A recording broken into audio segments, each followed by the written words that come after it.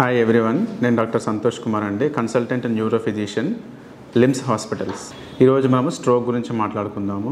Stroke అంటే paralysis, పక్షవాతం అంటాము. సో స్ట్రోక్ అంటే చాలామంది ఏంటంటే హార్ట్ స్ట్రోక్ అట్లా మాట్లాడుతూ ఉంటారు. స్ట్రోక్ అంటే ఏంటంటే బ్రెయిన్కి సంబంధించింది.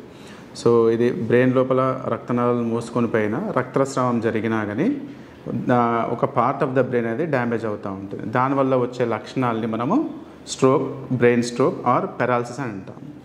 సో కామన్గా వచ్చే సిమ్టమ్స్ ఏంటంటే ఫేస్ ఒక సైడ్కి తిరిగిపోవడం కానీ, మాట చేంజ్ అవ్వడం కానీ, ఒక సైడ్ హ్యాండ్ కానీ లెగ్ కానీ వీక్నెస్ కావడం కానీ, ఇవి స్ట్రోక్ లక్షణాలు. సో కొంతమంది లోపల ఏంటంటే పోస్టీరియర్ సర్క్యులేషన్ స్ట్రోక్ అంటాము. వీటి లోపల ఏంటంటే బ్యాలెన్స్ తప్పడం కానీ, చూపు తగ్గడం కానీ, ఇవి కూడా స్ట్రోక్ లక్షణాలు. ఇటువంటి సిమ్టమ్స్ సడన్గా అంటే ఆల్ ఆఫ్ సడన్ అకస్మాత్తుగా వచ్చినట్టయితే అవి స్ట్రోక్ యొక్క లక్షణాలు. సో దీన్ని గుర్తుపెట్టుకోనికి ఏంటంటే ఈజీ న్యూమోనిక్ ఉంటుంది. బీ ఫాస్ట్ అని అంటాం. BEFAST, బీ ఫాస్ట్ అంటే ఏంటంటే, బీ అంటే ఏంటంటే బ్యాలెన్స్ తప్పడం, అంటే నడుస్తూ ఉంటే సొలుగడం, అంటే అటు ఇటు పక్కకు తూలడం.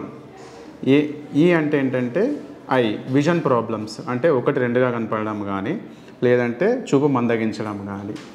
ఎఫ్ అంటే ఏంటంటే ఫేషియల్ డేవియేషన్, అంటే నోరు ఒక సైడ్కి వెళ్ళడం, అంటే తింటున్నప్పుడు కానీ ఒక సైడ్ జరగడం కానీ, నవ్వుతున్నప్పుడు ఒక పక్కకు వెళ్ళిపోవడం కానీ.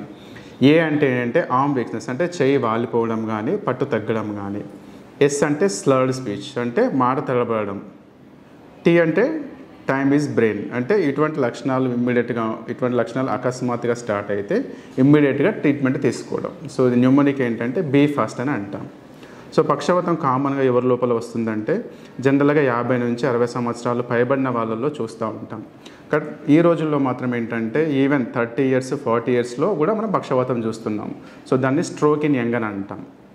సో కామన్గా వచ్చే 50 సంవత్సరాల పైబడిన వాళ్ళకి ఏంటంటే బీపీ ఉండడం కానీ, బీపీ కంట్రోల్ లేకపోవడం కానీ, షుగర్ ఉన్న వాళ్ళు సరిగ్గా చెక్ చేసుకున్న షుగర్ కంట్రోల్ లేకపోవడం కానీ, స్మోకింగ్ అలవాటు ఉండడం కానీ, కొలెస్ట్రాల్ ప్రాబ్లమ్స్ కానీ, ఇటువంటి ప్రాబ్లమ్స్, లేదంటే కొంతమంది లోపల హార్ట్ ప్రాబ్లమ్స్ ఉండి బ్రెయిన్ స్ట్రోక్ దారితీస్తూ ఉంటుంది. సో ఇటువంటి వాళ్ళల్లో స్ట్రోక్ వచ్చే రిస్క్ అనేది ఎక్కువగా చూస్తూ ఉంటాం. సో స్ట్రోక్ ఇటువంటి లక్షణాలు వచ్చిన వెంటనే మనం ఇమ్మీడియట్గా హాస్పిటల్కి వెళ్ళాలి. సో చాలామంది ఏంటంటే నార్మల్గా జనరల్ వీక్నెస్ అనుకోవడము, దానివల్ల టైం అనేది డిలే అవుతూ ఉంటుంది. ప్రతి నిమిషానికి ఏంటంటే టైం డిలే అయినా కొద్దీ కొన్ని బిలియన్స్ ఆఫ్ న్యూరాన్స్ అనేది డ్యామేజ్ అవుతూ ఉంటాయి బ్రెయిన్ లోపల. సో డ్యామేజ్ పెరుగుతున్న కొద్దీ ఏంటంటే మనకు డిజేబిలిటీ పెరగడం కానీ, డెత్ రేట్ కానీ ఇంక్రీజ్ అవుతూ ఉంటుంది. సో ఇమ్మీడియట్గా హాస్పిటల్కి వెళ్ళినట్టయితే మొదట మనము సిటీ స్కాన్ కానీ, MRI స్కాన్ కానీ చేసి చూస్తాం. సిటీ స్కాన్ ఎందుకు చూస్తాము అని అంటే బ్రెయిన్ లోపల రక్తస్రావం జరిగిందా లేదా రక్తనాళం మూసుకొని పోయిందా అనేది ఫస్ట్ సిటీ స్కాన్ చూస్తాం. సిటీ స్కాన్ చూసిన తర్వాత అవసరమైతే MRI చేస్తాం. సో దాంట్లో ఏంటంటే మనము ఎంత ఎర్లీగా హాస్పిటల్కి వెళ్తే అంత రిజల్ట్స్ కూడా అంత బాగుంటాయి. సో మనం ఏంటంటే ఫస్ట్ 4.5 hours అనేటి మనము గోల్డెన్ పీరియడ్ అంటాం. సో మొదటి 4.5 గంటల లోపల మన హాస్పిటల్ కనుక వచ్చినట్టయితే అప్పుడు ఏమవుతాయంటే, ఒకవేళ రక్తనాళం కనుక మూసుకొని పోయి స్ట్రోక్ వచ్చినట్టయితే మనము ఆ క్లాట్ని కరిగించే ఇంజెక్షన్స్ ఉంటాయి. దాన్ని IVTP అని అంటాం, అంటే క్లాట్ బస్టర్స్ అంటాం. అంటే వితిన్ 4.5 hours మనం ఇంజెక్షన్ కనుక ఇవ్వగలిగితే వీలైనంత వరకు డ్యామేజ్ అనేది మనం అరికట్టవచ్చు. 4.5 గంటలు అని చెప్తాం, కానీ ఇంకా ఎంత ఎర్లీగా వస్తే మొదటి 1-2 hours వస్తే రిజల్ట్స్ అంతా బాగా ఉంటాయి. సో డ్యామేజ్ అరికట్టడం వల్ల ఏమవుతాయంటే రిజల్ట్స్ అనేది, అంటే తొందరగా రికవర్ అయ్యే ఛాన్సెస్ కానీ, తర్వాత లాంగ్ టర్మ్ డిజేబిలిటీ కానీ వీలైనంత వరకు తగ్గించవచ్చు. కొంతమందికి ఏంటంటే 4.5 గంటలు దాటిన తర్వాత కూడా 6 గంటల వరకు ఏంటంటే ఒకవేళ పెద్ద రక్తనాళం మూసుకొని పోతే కూడా థ్రాంబెక్టమీ అనే ఒక ప్రొసీజర్ ఉంటుంది. అంటే కెథటర్ పంపించేసి క్లాట్స్ తీసేసి ప్రొసీజర్ ఉంటుంది. సో అది ఏంటంటే మనం హాస్పిటల్కి ఎంత ఎర్లీగా రీచ్ అవుతే అంత ఎర్లీగా ఎటువంటి ప్రొసీజర్స్ చేయవచ్చు. అది సో 4.5 గంటల నుంచి 6 గంటలు దాటిన తర్వాత మళ్ళీ నెక్స్ట్ ట్రీట్మెంట్ ఏముంటుంది అని అంటే ఏంటంటే బ్లడ్ థిన్నర్స్ ఇస్తాము. దాంతోపాటు ఏంటంటే సిమ్టమాటిక్ ట్రీట్మెంట్ ఉంటుంది. సో దాంతోపాటు ఏంటంటే ఫ్యూచర్లో మళ్ళీ స్ట్రోక్స్ రాకుండా మెడికేషన్స్ ఇవ్వడం జరుగుతూ ఉంటుంది. స్ట్రోక్ రాకుండా ఎలా మనము జాగ్రత్తలు తీసుకోవాలి?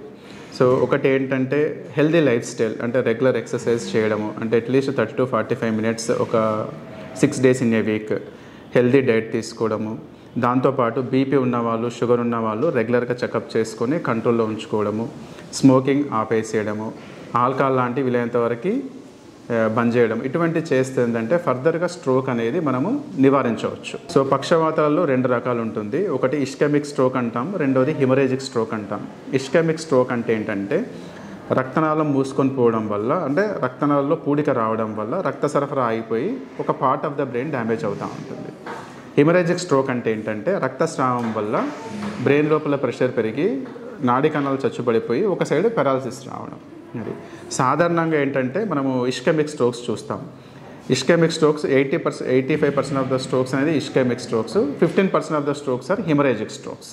సో ఈరోజు మనము తెలుసుకుంది ఏంటంటే స్ట్రోక్ అవేర్నెస్. అంటే ఎప్పుడైతే ఇటువంటి సిమ్టమ్స్ ఉంటాయో, బీ ఫాస్ట్ అని చెప్పాము కదా, బ్యాలెన్స్ అవుట్ అవ్వడం కానీ, చూపు మందగించడం కానీ, ఫేస్ ఒక సైడ్ వెళ్ళిపోవడం కానీ, మాట తల్లబడడం కానీ, కాలు చేయి వీక్నెస్ రావడం కానీ, ఇటువంటి అకస్మాత్తుగా వస్తే ఏదో జనరల్ వీక్నెస్ అనుకోకుండా ఇమ్మీడియట్గా డాక్టర్ని సంప్రదించినట్టయితే మీకు ఎర్లీగా ట్రీట్మెంట్ తీసుకుంటే రిజల్ట్స్ అనేది బెటర్గా ఉంటాయి. Thank you. ఈ వీడియో కనుక మీకు నచ్చినట్లయితే లైక్ చేసి, షేర్ చేసి, కామెంట్ చేయండి. మా ఛానల్ని సబ్స్క్రైబ్ చేయడం మాత్రం మర్చిపోకండి. Thanks for watching.